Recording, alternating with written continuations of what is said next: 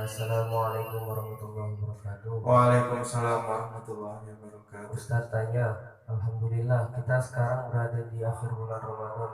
Yang saya tanyakan, di kampung saya pada akhir bulan Ramadan di malam Jumat mengerjakan sholat dengan bilangan sholat fardu. Yang saya tanyakan, sholat itu dinamakan sholat apa? Dan yang kedua, bagaimana hukumnya? Alhamdulillah kaum muslimin dan muslimat rahimakumullah. Kita bersyukur kepada Allah Subhanahu wa taala. Allah Subhanahu wa taala telah berikan umur kepada kita sehingga kita masih menjumpai bulan suci Ramadan yang mulia. Dan sekarang kita sudah berada di penghujung bulan Ramadan. Kemudian menjadi kebiasaan masyarakat yang mana ini bukan hanya di kampung antum saja. Di sini pun sudah sering istiqomah dikerjakan sholat yang mana dikerjakan setelah maghrib, antara maghrib dan isya pada akhir bulan Ramadan pada malam Jumat. Itu dinamakan dengan sholat kafarah atau sholat baro'ah. Jadi fadilahnya menurut mereka yang hadisnya itu hadis maudhu, bahwasanya sholat baro'ah ataupun sholat kafarah itu menggugurkan semua sholat yang telah ditinggalkan. Dan bagaimana hukumnya? Hukumnya ini ada dua. Ada dua. Hukum yang pertama, sebagian besar ulama, jumhurul ulama mengatakan ini adalah bid'ah, haram untuk dikerjakan. Yang di situ termasuk Imam Ibnu Hajar di dalam Fatwa Al-Kubronya beliau mengatakan bahwasanya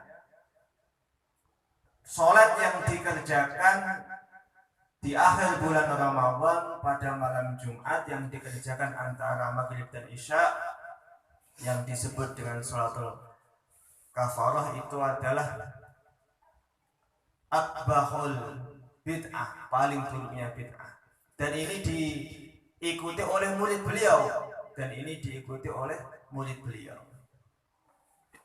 Pengarang kitab Fathul Mu'in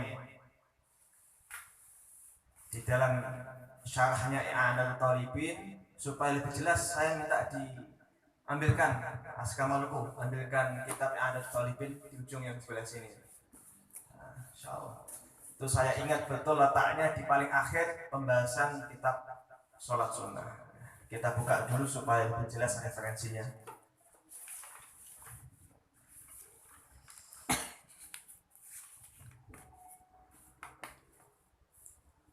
Ini saya bacakan. Wa akbahu minha ma'tiyada fi ba'dil biladi min salatil khamsi fil jum'atil akhirah min Ramadhan aqiba salatiha za'imina anha tukaffir salawatil ami awil umri al-matrukah wa dhalika haramun wallahu a'lam. Ini yang katakan bukan saya. Ini yang katakan para pengarang I'anatul Talibin. Beliau mengatakan dari guru beliau bahwasanya yang paling buruk dari sholat sunnah adalah sholat yang dibiasakan di dalam sebagian negara, yang dibiasakan di sebagian daerah dari sholat pada hari Kamis di dalam malam Jumat yang akhir dari bulan Ramadan, yang mereka mengira za'imina bahwasanya sholat itu menggugurkan semua sholat yang ditinggalkan. Kemudian dia menyebutkan wadzalika haramun, perbuatan itu adalah haram, jadi tidak boleh dikerjakan. lawang sholat setelah maghrib itu ada yang jelas hadisnya, yaitu sholat awabin. Barang siapa yang sholat awabin, sholat sita rakaatin, seakan-akan dia sholat 12 tahun, ibadah 12 tahun, dihitung ibadah 12 tahun. Bahkan di dalam hadis yang lain, saya baca di kitab Ihya Ulumuddin, seakan-akan dia sholat di malam Lailatul Qadar, seperti itu. Kemudian pendapat yang kedua, ini boleh dikerjakan. Ini boleh dikerjakan, ini di dalam kitab Jamal, Syarhul Jamal. Dikatakan di situ bahwasanya itu boleh dikerjakan dengan sandaran para ulama dulu di zaman Syekh Salim. Mereka telah mengerjakan sholat kafarah ini dengan niat menggugurkan sholat-sholat yang telah kita tinggalkan. Tapi di situ disebutkan bahwasanya mungkin kita dulu ada sholat yang tidak diterima, kurang khusyuk, atau kurang di dalam bacaan kita, atau kurang di dalam ketawajuan kita, sehingga sholat kita ini perlu diperbaiki lagi. Dan itu pun boleh kalau ada hal-hal yang dilakukan dalam sholatnya. Itu garis besar di situ, garis besar. Jadi pendapat ini, pendapat yang memperbolehkan ini kurang kuat pendapatnya. Nah, ini karena apa? Karena di situ bukan untuk mengkifarah sholat ataupun bukan untuk menggugurkan sholat, tapi mengerjakan itu supaya apa?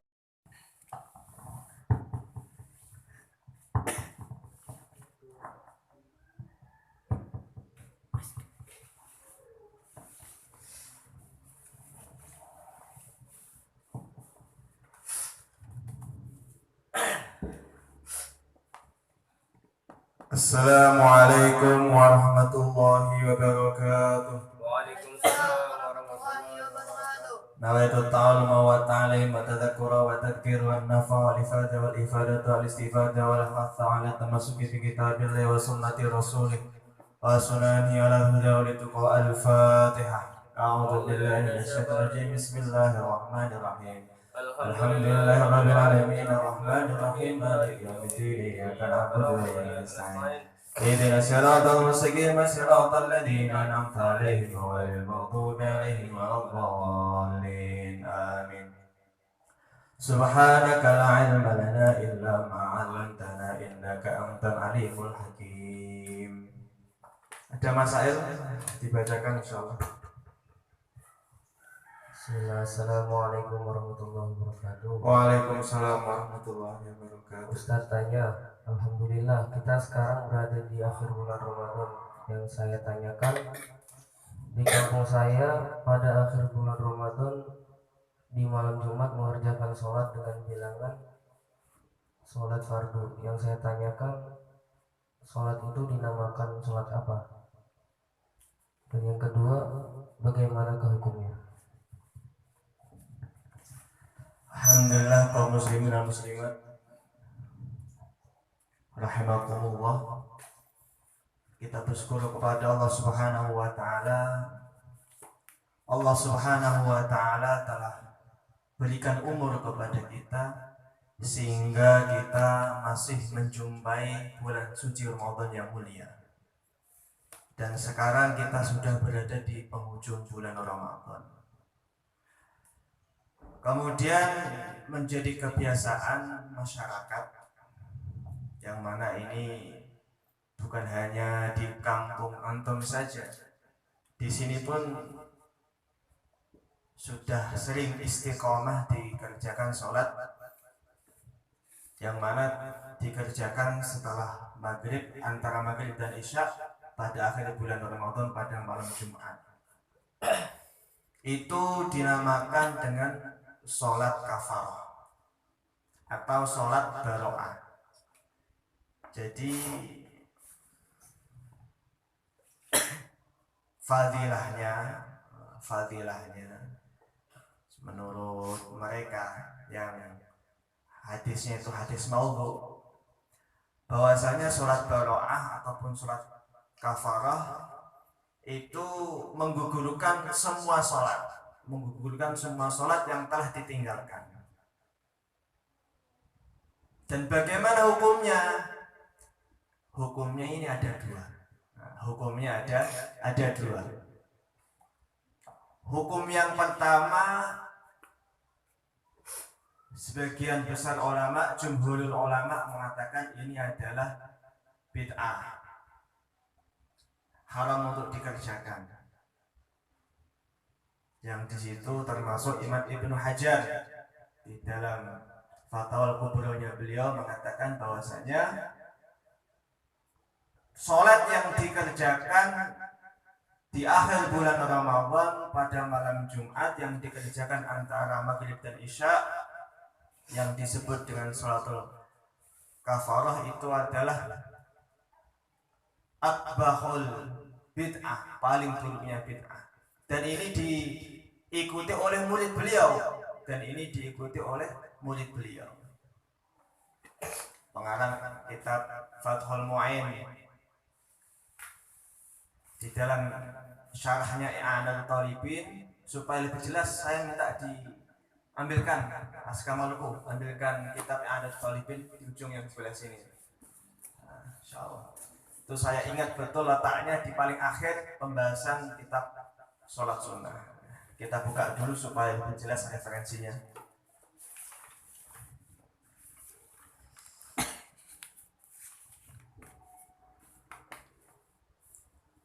Ini saya bacakan.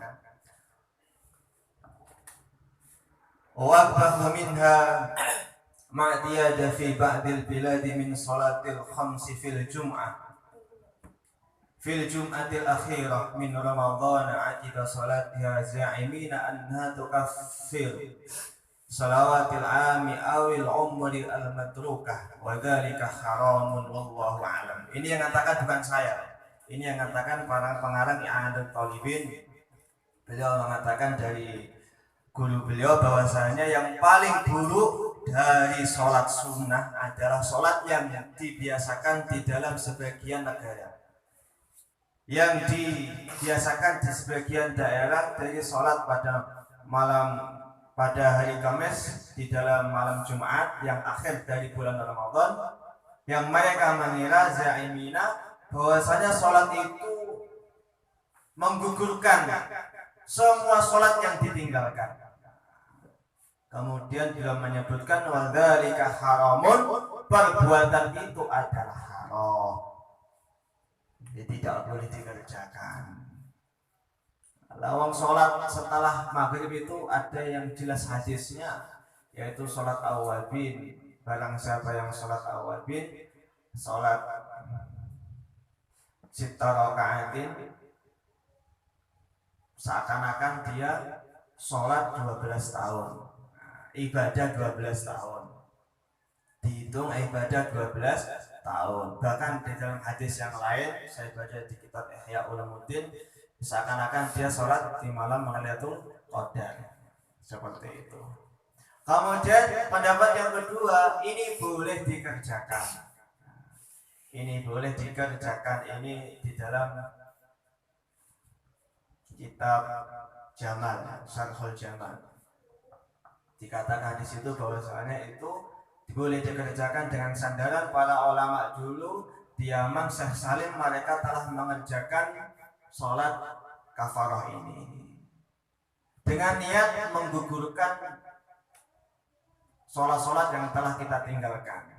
Tapi di situ disebutkan bahwasanya mungkin kita dulu ada sholat yang tidak diterima, kurang khusyuk, atau kurang di dalam bacaan kita, atau kurang di dalam ketawajuan kita, sehingga sholat kita ini perlu diperbaiki lagi.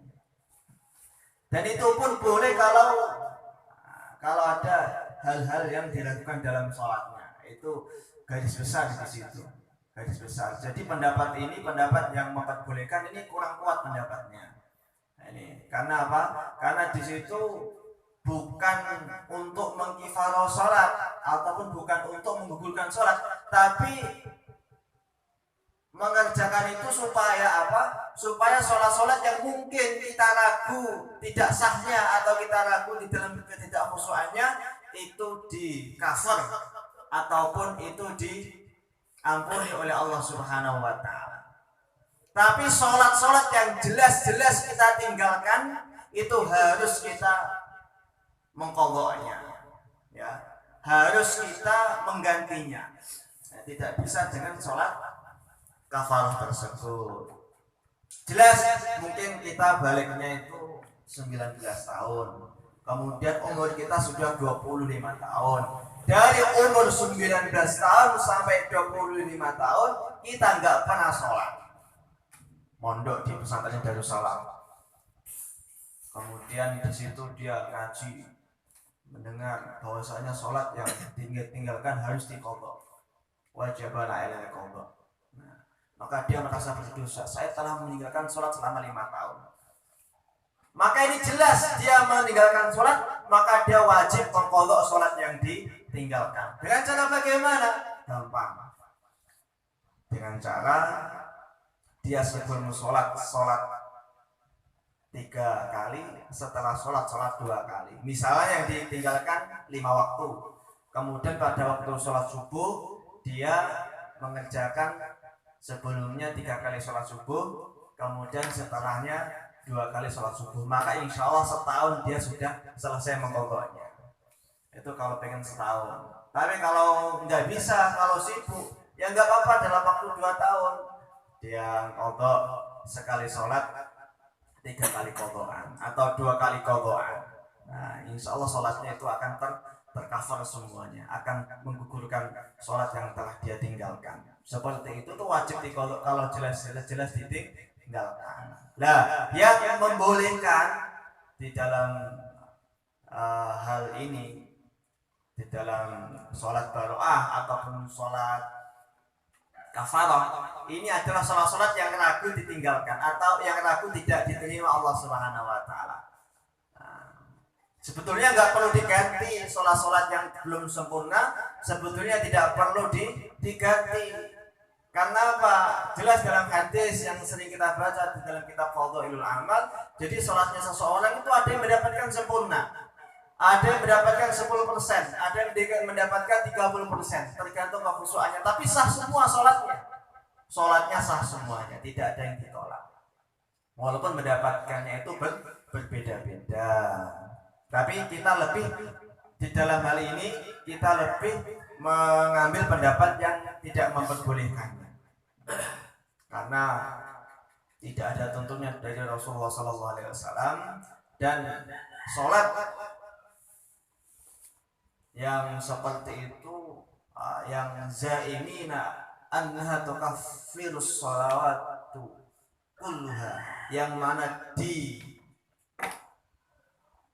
maksud ataupun mereka menyangka cover ataupun menggugurkan sholat semuanya itu akan menjadi akidah yang bahaya untuk masyarakat umum.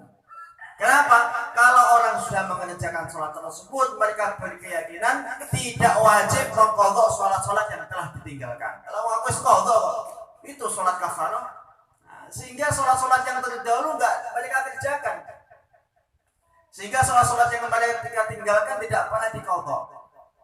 Dengan asbab dia mengerjakan sholat kafarah, dengan mengerjakan sholat baro'ah setelah maghrib pada malam Jumat di akhirnya bulan Ramadan, sehingga mereka nggak pernah mengerjakan qadha dengan asbab mengerjakan sholat kafarah. Sedangkan ulama yang membolehkan itu mengatakan bahwasanya menggugurkan sholat-sholat yang ragu di dalam sholatnya, kurang sempurna bacaannya atau kurang sempurna khusyuknya. Enggak pernah mereka mengatakan itu menggugurkan sholat-sholat yang telah ditinggalkan. Jelas insya Allah ya?